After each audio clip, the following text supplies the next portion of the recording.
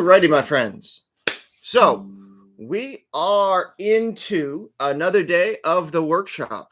I love this stuff. Gets me out of bed, gets me going, right? What's in your herbs today? What's in your arrangement? What's a spell for you today? Now, we know that a spell is the manipulation of the environment in accordance with your will through magic, which creates an overwhelming force, which causes said change, right? And so the ingredients I've selected today are the barberry root, horehound, I've got highjohn root, and Solomon seal. Now, the fantastic thing about these ingredients are all of them are going to intermix and counterbalance each other. Now, what do I mean by counterbalance? Well, there's some things that are good, there's some things that are bad, but it's in perspective, right? Now, there's a couple of uses to barberry. Barberry is, in certain cases, according to the Book of Hoodoo, right?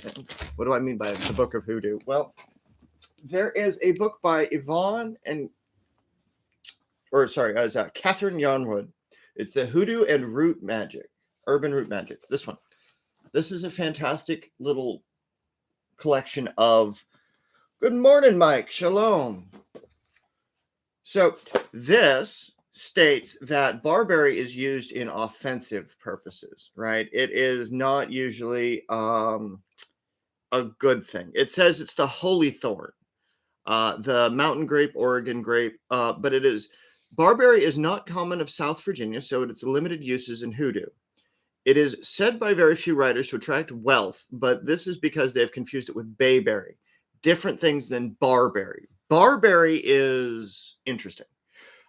Actually, because of the word bar in the name, folks are more likely to lay barberry across the paths of those whom they hate to bar their enemies' progress, right? Additional methods are employed medicinally remedies for fevers, antiseptic throat wash, and a laxative. Careful with this stuff, folks. If you use it as an incense, you might shit yourself. Try not to. Like I said, it's the chemical ingredients, and this is why I say go in through all of the ingredients that you're going to use and make sure, see what their health effects are. See if those health effects are going to be the same kinds of energy stimulations that you want to have in your environment, right? The botanical notes for barberry is the alternate names are the holy thorn or the yerba de la sangre, the herb of the blood, and refer to the crown of thorns placed on Jesus. But that was more likely the spiny pieces of acacia. Two other names are Oregon grape and mountain grape, and they should not mislead you, for barberry is not related to the grape that wine is made with, right? So be aware of what ingredients that you're using. Be aware of their history, right? And one of the really fun things is that in New Orleans, I was talking to a root worker a few years back, and he taught me about barberry, and he's like, yeah, I just grind that shit up and put it on my patio, and it keeps the crazy fuckers away, right? And keep in mind, he lived in the French Quarter, so keeping the crazy off of his apartment or off of his house where he had his workshop is quite important, because tourists get crazy. But this is going to be the foundation herb. We're going to use a pinch of this. You can measure this stuff out by hand. You don't necessarily need to have the measuring spoon. So, with that being said, what are we going to be keeping from our path, right? What are we going to be creating a barrier from? And that's exactly what I have to ask you guys, right? What is it that we're creating a barrier from? Or is it more, what are we creating a barrier for, right? What are we going to do in order to ensure that whatever we put this boundary up for gets to happen, right? How do we get around the hedge, right? It's like a Briar Rabbit moment, right?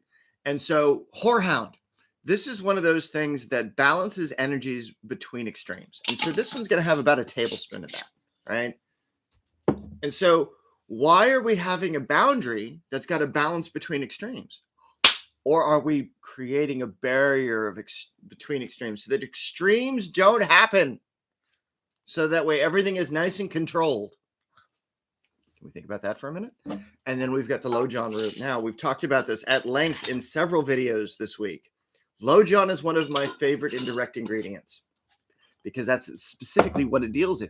The indirect routes of manifestation. You know you need manifestation. You know you have to have a thing occur, but you don't necessarily know which direction that occurrence is going to take its shape, right?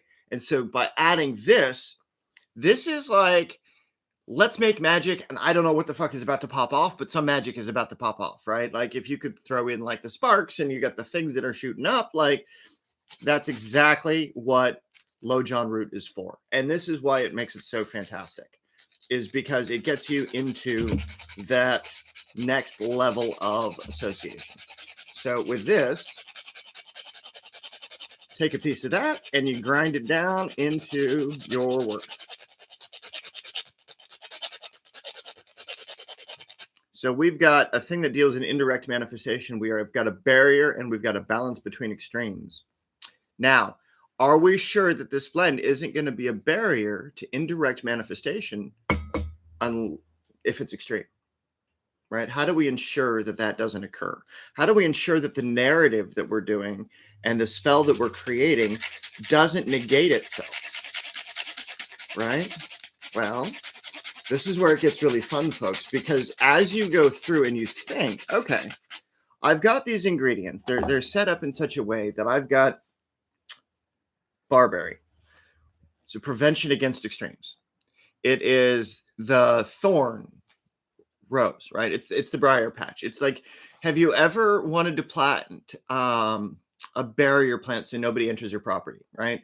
I do blackberries personally. That way you get the berries, you can make the wine, you can do all sorts of stuff with that, right? But this is for extremes, is it not?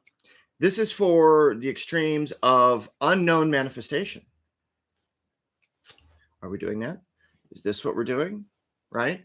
We are creating a barrier for the extremes of unknown manifestations. So that way everything occurs in a controlled process. Well, like I said, how do we establish these controls? How do we set forth our will accordingly? And this is where it comes back into Solomon's seal root. Right? This stuff, fucking awesome. Right? So we are preventing unknown manifestations from occurring that are out of balance with what we want. Solomon seals, just a couple of pinches of this stuff. This stuff is great. Fixes our intent as a single entity. By including Solomon seal in whatever blend you're doing, you have unified the principles within it. So you don't have to worry about the separate energies. They are all in congruency. They all work from one to the next to the next. Right? And so this is magic. It might seem simple, right? It might seem like, oh, you're trying to limit your manifestations. Oh, you're trying to prevent the things that you're calling forth. It's like, no, I'm preventing the extremes. Preventing balance from the extremes. That which I don't know is coming. Mind your allergies, folks.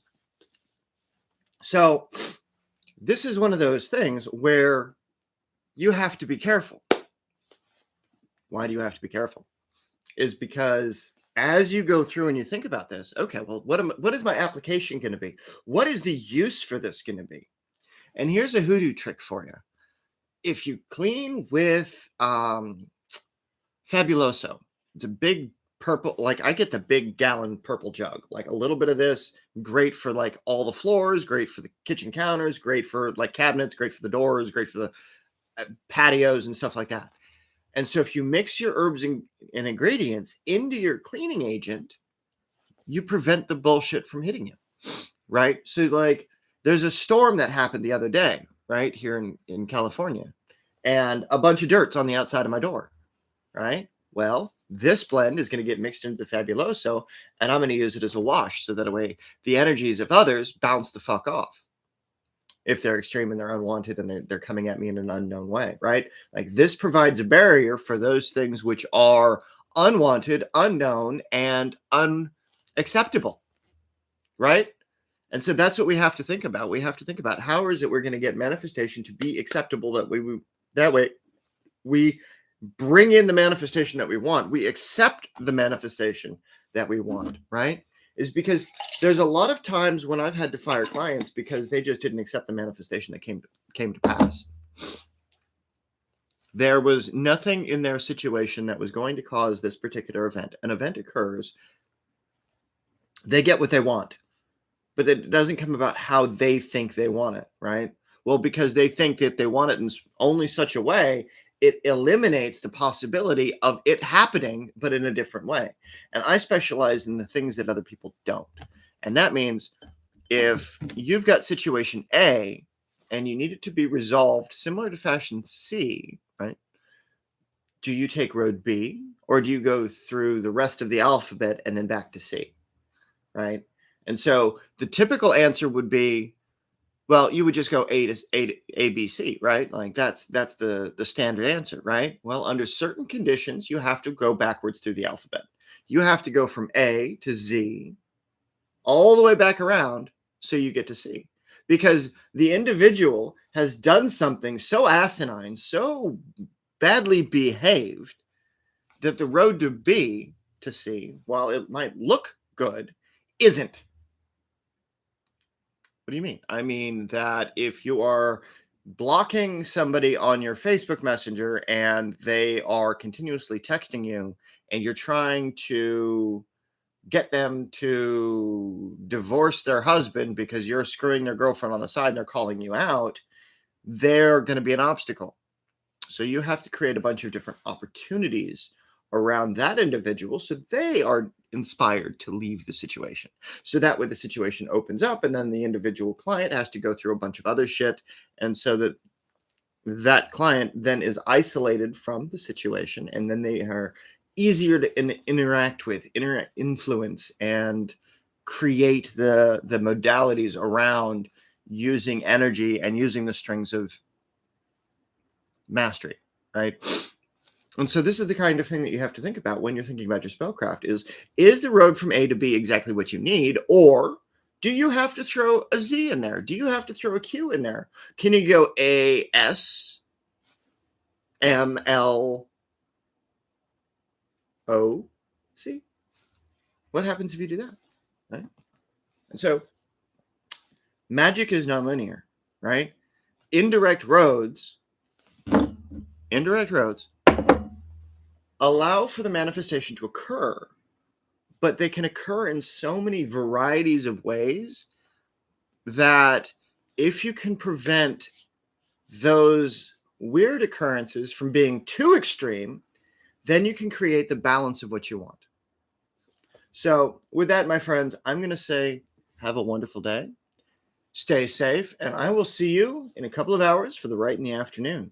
Today's going to be a fun day. Still, we're working with the things of ascension. We're working with the means by which you can connect to those deeper principles of magic using things like the Book of Power, using things like the Rite of Transformation. And then we're going to discuss some of the other works within the Grimoire of Arts. So that way, those of you that want to understand what is the Draconian spirit, what is the collective consciousness, what is the balancing of the alignment of the soul, what is to align the darkness of the soul really mean, right? Well, that's later today. So stay safe, my friends, and I will see you in a couple of hours. Bye for now, y'all.